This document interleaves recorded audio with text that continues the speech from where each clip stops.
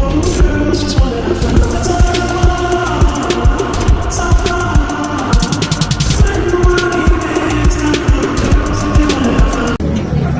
saya Randy, Apoteker di Puskesmas Dayanti beserta beberapa di sini kami dari tim farmasi ingin memberikan sedikit informasi tentang obat antimikroba atau yang biasa kita sebut antibiotik ya. Seperti Bapak Ibu yang ada sendiri bisa sambil dibaca ya. Jadi saya menerangkan tentang antibiotik yang umum biasa kita konsumsi. Untuk antibiotik sendiri itu apa sih, ada yang tahu nggak sih antibiotik itu apa? Ada yang kenal antimikroba seperti apa?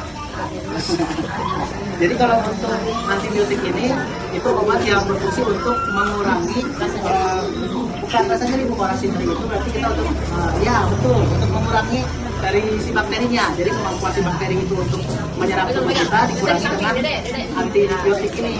Itu fungsinya untuk antibiotik. Jadi kalau kita konsumsi antibiotik terus apa efeknya? Efek buat tubuh kita itu nanti ada yang disebut dengan resisten.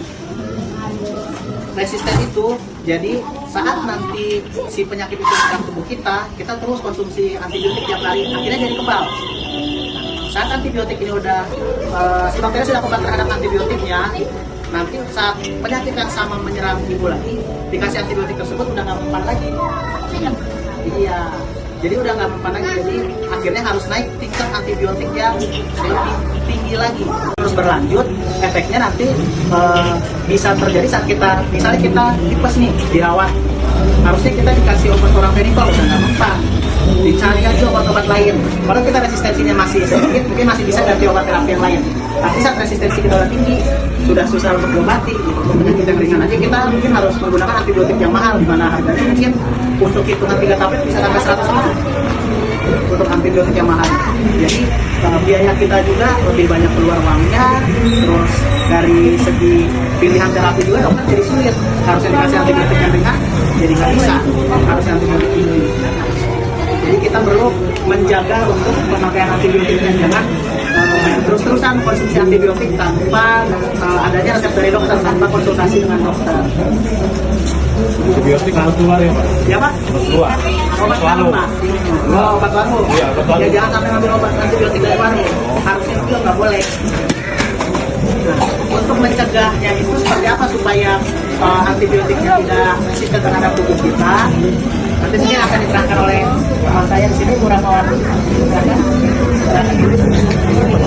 Ini ada cara lawan resistensi yang antibiotik dengan smart tech. Itu yang pertama sudah membeli antibiotik tanpa minum. Kalau membeli antibiotik menggunakan resep dokter. Ibu. Ya, Aman udah. harus kelihatan ini bibirnya. Saya kangen. Masalah deh Pak. Lawan resistensi antibiotik itu dengan smart tech ya. Yang pertama sudah membeli antibiotik tanpa resep dokter. Jadi kalau membeli antibiotik harus menggunakan resep dokter. Yang kedua, itu meneruskan pengobatan dengan antimikroba yang diresepkan walaupun kondisi sudah membaik. Jadi walaupun kondisi sudah membaik, antibiotik itu harus tetap diaktifkan. Yang ketiga, tidak membuang antimikroba sudah sembarangan sehingga dimanfaatkan oleh oknum agar dapat mencemari mikroba yang berkembang sekitar. Jadi tidak membuang antibiotik itu sembarang tempat. Aku, tempatnya itu apa? Tempatnya itu tadi. Yang pertama itu Pak, tidak membeli antimikrobanya, antibiotiknya, ya tidak membeli secara sembarangan. Yang kedua itu, iya betul.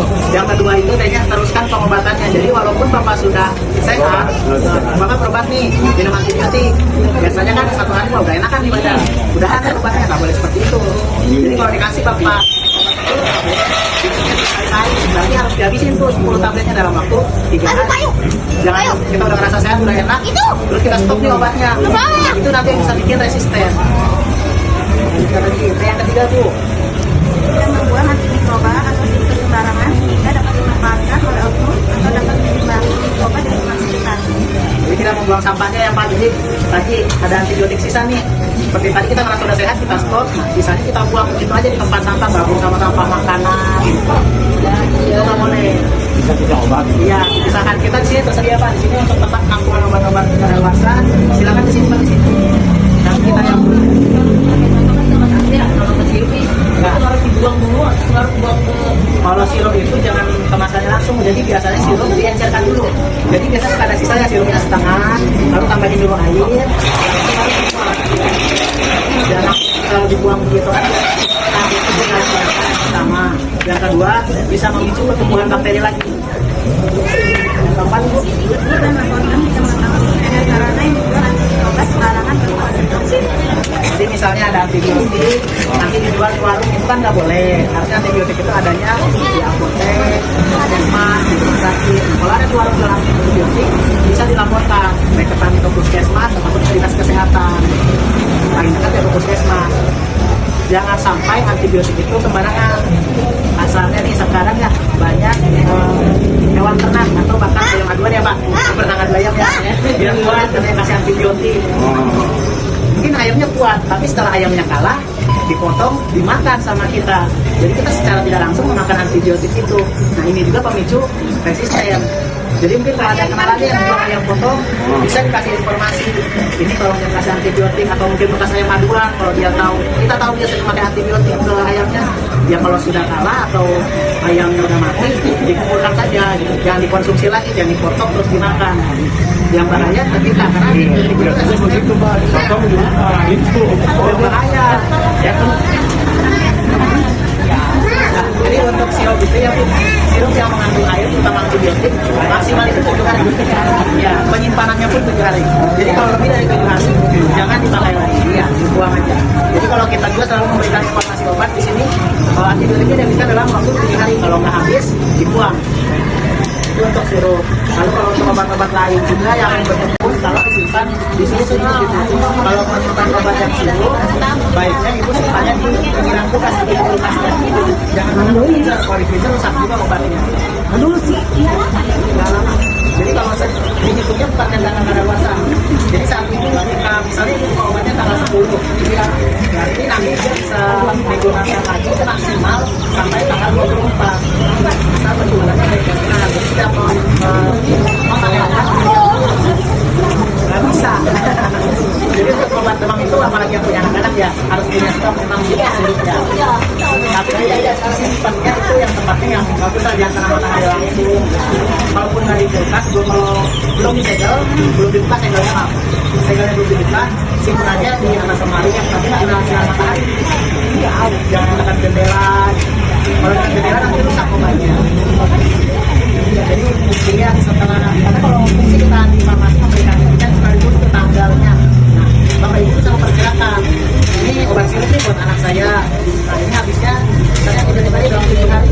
Jadi tadi tanggal 10 di etiketnya dan saat itu tanggal 17 langsung segera dibuang. Tapi buangnya harus cara pembuangan yang baik tadi. Diencerkan dahulu, tambahin dulu air, baru dibuang. Buang begitu aja. Ya, karena belum kita aja Kak. Tapi kalau Bapak Ibu mungkin repot ini, bawa aja ke puskesmas, kumpulin dulu di rumah. Saat nanti Ibu mau berobat, Bapak Ibu mau berobat, silakan simpan di kotak ini.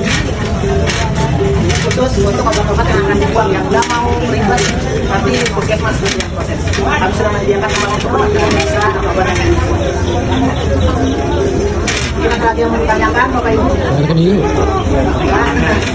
Baik, demikian dari kami. Itu semoga kita semua di sini selalu diberi kesehatan ya, makin bertambah juga rezekinya. Terima kasih atas perhatiannya. Assalamualaikum warahmatullahi wabarakatuh.